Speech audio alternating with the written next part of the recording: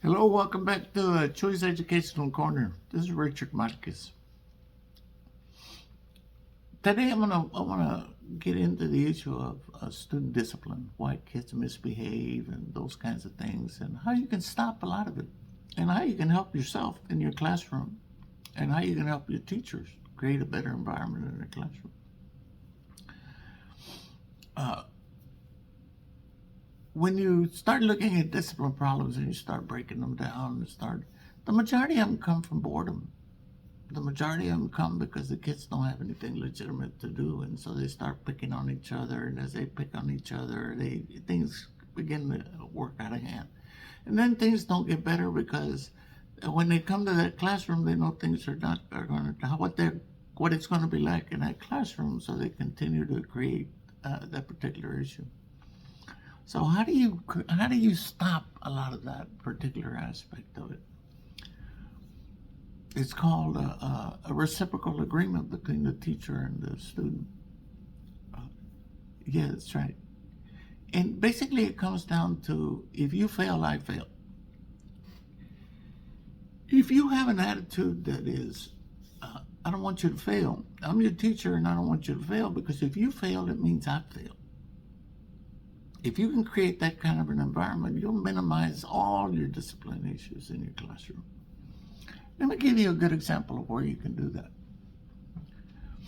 There's some students in your classroom who's not, let's put it this way, who are not the best students, are the ones who are struggling. Let's use the word struggling in your classroom.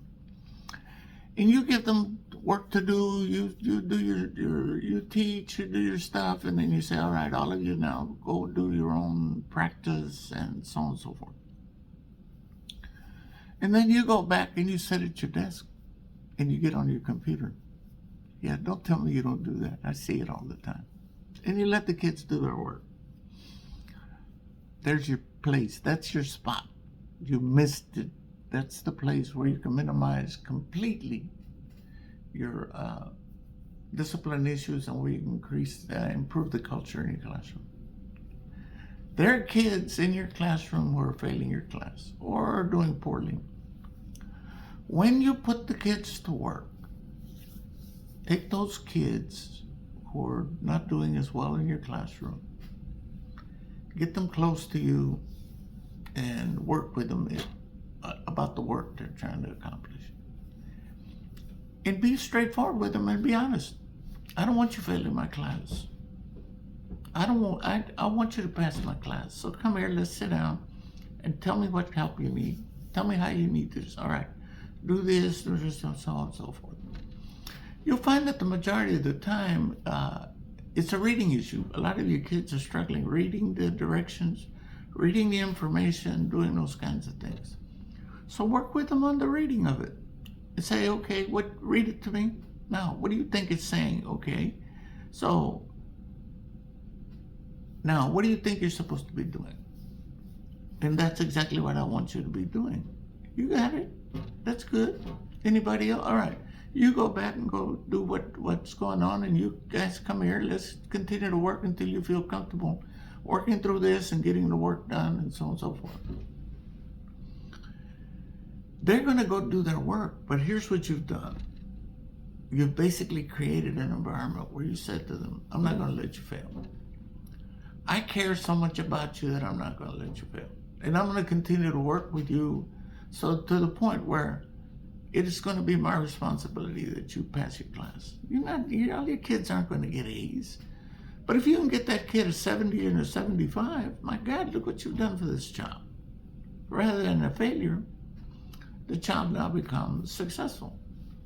And the person responsible happens to be you, the teacher, who all of a sudden took the time and made the effort.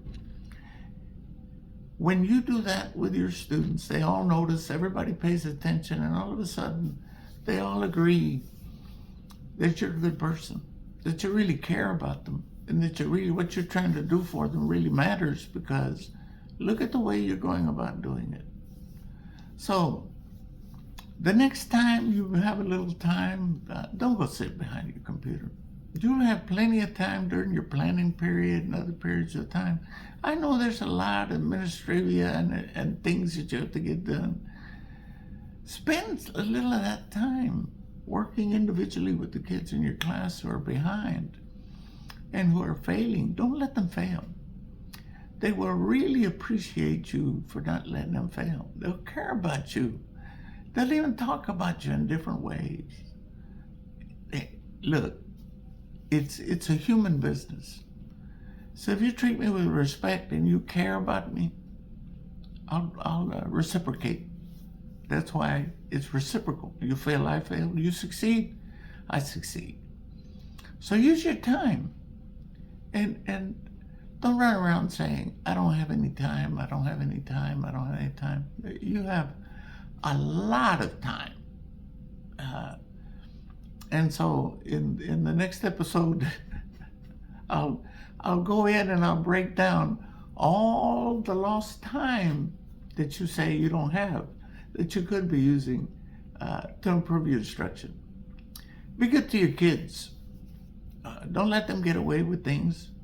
Talk to them individually. I'll give you some other tips about how you deal with discipline and the best ways to go about creating that environment in your classroom of respect and caring about your students succeeding. Have a good day.